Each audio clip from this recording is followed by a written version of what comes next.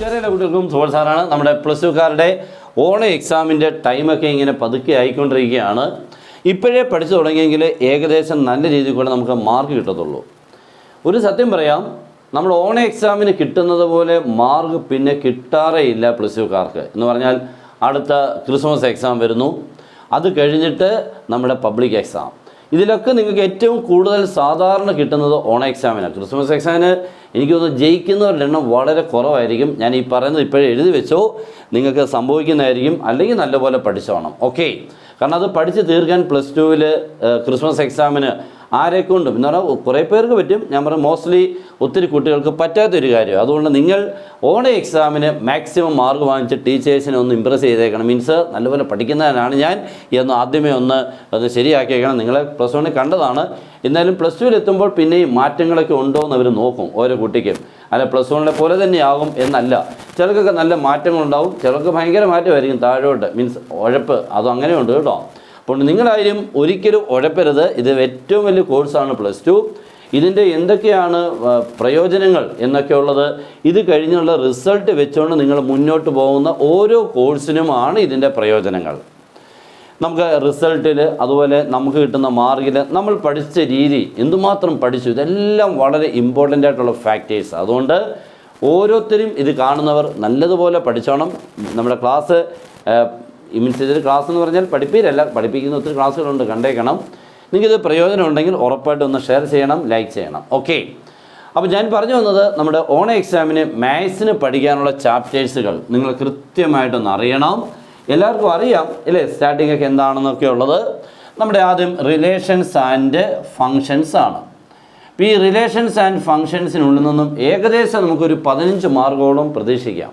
15 മാർക്കോളം ഈ ചാപ്റ്ററിൽ നിന്നും കുറഞ്ഞത് നിങ്ങൾക്ക് പ്രതീക്ഷിക്കാം. പക്ഷേ ഈ ചാപ്റ്ററിൽ നിന്ന് മാർക്ക് കിട്ടുക എന്ന് പറഞ്ഞാൽ വളരെ കുറച്ച് പേർക്കേ ഉള്ളൂ. മറ്റുള്ളവരൊക്കെ ഇത് നല്ലപോലെ പഠിക്കാതെയാണ് പോകുന്നത്, അല്ലെങ്കിൽ പഠിച്ചിട്ട് മനസ്സിലാവാത്തവരുണ്ട് കേട്ടോ. അങ്ങനെയൊക്കെ ഉണ്ട്. പിന്നെ നമുക്ക് ക്ലാസ് നമ്മുടെ ക്ലാസ് ഉണ്ട്, ജോയിൻ ചെയ്യാം. പഠിച്ചിട്ട് മനസ്സിലാവുന്നില്ല എന്നുള്ള പറച്ചിലിൻ്റെ നമുക്ക് നിർത്താം. പഠിച്ചാൽ മനസ്സിലാവും എന്നുള്ള രീതിയിലുള്ള class, notes, equation booklet, next നിങ്ങൾക്ക് വേണ്ട ഇൻസ്ട്രക്ഷൻസ്, പിന്നെ ക്വസ്റ്റ്യൻ പാക്കേജ്, ലാസ്റ്റ് ആകുമ്പോൾ ക്വസ്റ്റ്യൻ ഏതൊക്കെയാണ് ഓരോ ചാപ്റ്ററിൽ നിന്നും പഠിക്കേണ്ടതെന്നുള്ള ക്വസ്റ്റ്യൻ ആൻസറോടെ തരും. അവനെ വെച്ച് അങ്ങ് പഠിച്ചാൽ മതി. ഓക്കെ, അപ്പോൾ അതിന് ജോയിൻ ചെയ്യാൻ നമ്മുടെ നമ്പർ 9846708540 കോൾ ചെയ്തോ, വാട്സപ്പിൽ മെസ്സേജ് അയച്ചോ, ജോയിൻ ചെയ്യാം. ഓക്കെ, 1 ഇയർ ഇത്രയേ ഉള്ളൂ കേട്ടോ. 1 ഇയർ, വേറെ ഒന്നുമേ ഇല്ല. എല്ലാ കാര്യങ്ങളും ഇതിനോടൊപ്പം തീരുകയും ചെയ്യും. ഓക്കെ, അപ്പോൾ നമ്മുടെ ഫസ്റ്റ് റിലേഷൻസ് ആൻഡ് ഫങ്ഷൻസിനാകുമ്പോൾ റിഫ്ലെക്സീവ്, സിമെട്രിക്, ട്രാൻസിറ്റീവ്. നെക്സ്റ്റ് നമുക്ക് 1 1 ഓൺ ടു ബൈജക്റ്റീവ്, പിന്നെ നമുക്ക് ഇൻവെർട്ടബിൾ, പിന്നെ ഈ ഇപ്പം കോമ്പോസിഷൻ ഉണ്ട് എന്നൊക്കെ പറയുന്നു. അവനെ ഒന്ന് പഠിച്ചേക്കണം. ഇത്രയാണ് നമ്മുടെ റിലേഷൻസ് ആൻഡ് ഫങ്ഷൻസിൽ. രണ്ടാമത്തെ ഒരു പാവത്താനാണ് inverse trigonometry functions. Inverse trigonometry functions എന്ന് പറയുമ്പോൾ ഇതിനുള്ളിൽ നിന്നും നമുക്ക് കുഴപ്പമില്ലാത്ത മാർക്കൊക്കെ വേണമെങ്കിൽ നിങ്ങൾക്ക് വേണം നേടാം കേട്ടോ.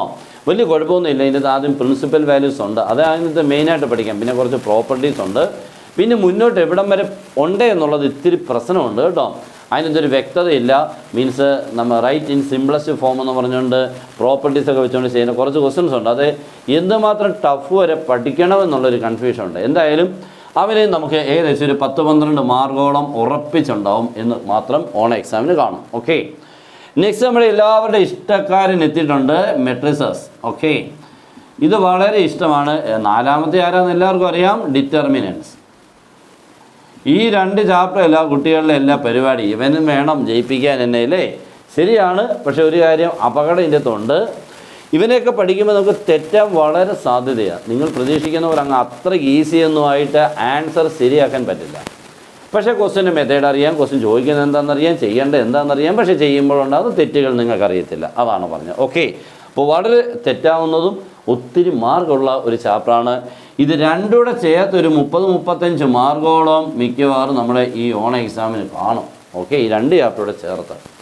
അപ്പോൾ അവനിൽ നിന്ന് തന്നെ നമുക്ക് പാസ്സാവാനുള്ള എല്ലാം ഉണ്ട്. നമുക്ക് പാസ്സാവുന്നതല്ല ഓണ എക്സാം.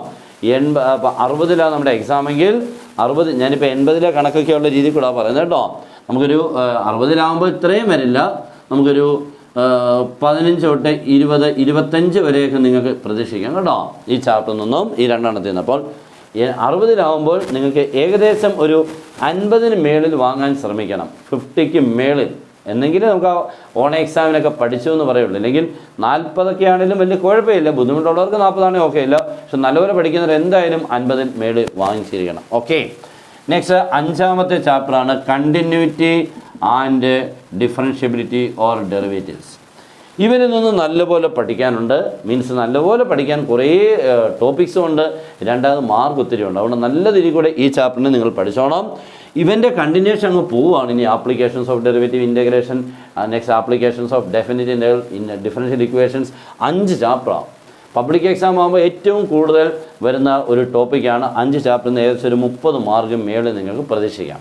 അതുകൊണ്ട് ഇവനെ നല്ലതുപോലെ പഠിച്ചോണം. ഡെറിവേറ്റീവ്സ്, കണ്ടിന്യൂറ്റി പിന്നെ ആദ്യത്തെ ടോപ്പിക്കാണ്, ചിലർക്ക് മിക്കവാറും മനസ്സിലാവുന്നില്ല എന്നാണ് അതും പറയുന്നത് കേട്ടോ. ഇനി 6ാമത്തെ ചാപ്റ്റർ സ്കൂളിൽ ടീച്ചേഴ്സൊക്കെ എക്സാമിന് ഉണ്ട് എന്നൊക്കെ പറഞ്ഞുകൊണ്ട് പഠിപ്പിക്കാറുണ്ട്. ഇപ്പോഴത്തെ രീതിയിൽ കൂടെ എക്സാമിന് വരുന്നത് കുറവാണ് കേട്ടോ, വളരെ കുറവാണ്. പ്രതീക്ഷിക്കാൻ വകയില്ല എന്ന് തന്നെ പറയാം. നമുക്ക് അതിൻ്റെ അകത്തുനിന്ന് നമുക്കിപ്പം 3 ടോപ്പിക്കാണ് പഠിക്കാനുള്ളത്. ഈ 3 ടോപ്പിക്കെന്ന് ചോദിച്ചപ്പോൾ 2 ടോപ്പിക്ക് വല്ല സ്കൂളിൽ പഠിപ്പിക്കുമായിരിക്കാം, കാരണം അവർക്ക് ടൈം ഉള്ളതുകൊണ്ട് അങ്ങ് തീർക്കും കേട്ടോ. പക്ഷേ എക്സാമിന് ഉണ്ടാവും എന്നൊക്കെ പറഞ്ഞുകൊണ്ടായിരിക്കും മിക്കവാറും എക്സാമിന് കാണാൻ സാധ്യതയില്ല. ഓക്കെ, അപ്പോൾ നിങ്ങൾ ഇവരെ കൊണ്ട് നിർത്തിയേക്കണം. ഓക്കെ, ഇത്രയും ചാപ്റ്റേഴ്സുകളാണ് നമ്മുടെ +2കാർക്ക് പഠിക്കാനുള്ളത്. അടിപൊളിയായിട്ട് പഠിക്കുക, നല്ലപോലെ പഠിക്കുക. നമ്മുടെ ക്ലാസ്സുകൾ ഇടയ്ക്കിടയ്ക്ക് നിങ്ങൾക്ക് തരുന്നുണ്ട്, അതൊക്കെ കാണുക. എല്ലാവരും ഇഷ്ടപ്പെട്ടാൽ മാക്സിമം ഷെയർ ചെയ്യുക. Good bye.